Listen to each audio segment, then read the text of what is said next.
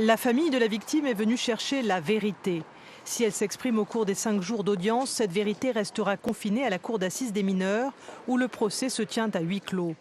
Avant ce huis clos, le prévenu de 18 ans tout juste a déclaré « Je déciderai ce que je dirai », le président l'encourageant pour sa part à faire l'effort de répondre.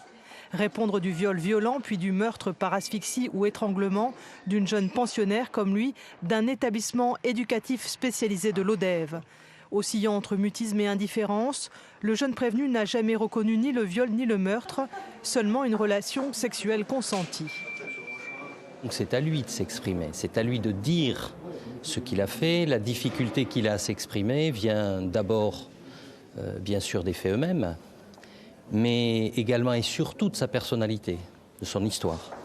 De famille d'accueil en établissement spécialisé, le parcours du jeune meurtrier présumé, issu d'une famille instable à tout point de vue, est chaotique.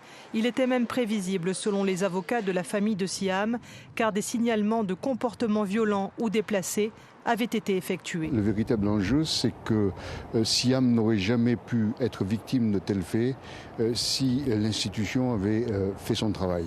Il y a un nombre de défaillances, de dysfonctionnements, de légèreté, de laisser-aller dans toute la chaîne qui a permis la réalisation du drame.